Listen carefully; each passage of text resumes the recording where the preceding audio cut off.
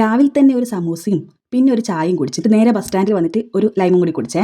അന്നേരം അമ്മ പറഞ്ഞേ പറശ്ശിനിക്കടവ് പോകണേനൊന്നും, പിന്നെ ഒന്നും നോക്കിയിട്ടില്ല. അപ്പാട് ബസ് കയറി നേരെ പറശ്ശിനിക്കടവിലേക്ക് വന്നു കേട്ടോ.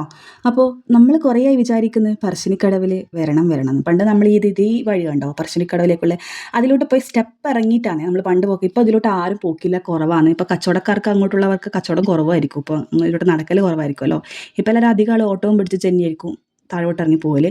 അപ്പോൾ നമ്മൾ നേരെ വന്നിട്ടുണ്ട്. അപ്പുറം ഇപ്പുറം ഫാൻസിയും കളിപ്പാട്ടുമായിട്ട് എന്താ പറയുക, കണ്ണ് കുളിർമയുള്ള ഒരു കാഴ്ച തന്നെയാണ് അങ്ങനെ പറശ്ശിനിക്കടവ് കയറുമ്പം തന്നെ. അപ്പോൾ നമ്മൾ വന്ന് ചായയെല്ലാം കുടിച്ച് കുറച്ച് തൊഴുതിട്ട് നമ്മൾ കുറച്ച് സമയം അകത്തെല്ലാം ഇരുന്നിട്ടാണ് ഫുഡ് കഴിക്കാൻ വന്നത്. അപ്പോൾ ഫുഡ് കഴിച്ച് നേരെ നമ്മൾ സ്നേക്ക് പാർക്കിലേക്ക് വന്നിട്ട് അവിടെ കാണാൻ പ്രാവശ്യം ഒന്നും ഉണ്ടായിട്ടില്ല, വെറും നഷ്ടമാണ് കയറിയത്. കാരണം അറ്റകുറ്റപ്പണികളും കാര്യങ്ങളൊക്കെ നടക്കുന്ന അത്രേ ഉണ്ടായിട്ടുള്ളൂ. അതുകൊണ്ട് ഇനി അതെല്ലാം പണിയെല്ലാം പൂർത്തിയായിട്ട് ഇനി വരാമെന്ന് വിചാരിച്ച് പിന്നെ നമ്മൾ നേരെ വീട്ടിലേക്ക് പോകാമെന്ന് വിചാരിച്ചേട്ടോ. ഒരു 4 മണിയിലായിട്ടുണ്ടാവും ഇവിടെ നിന്ന് ഇറങ്ങാൻ വേണ്ടിയിട്ട്.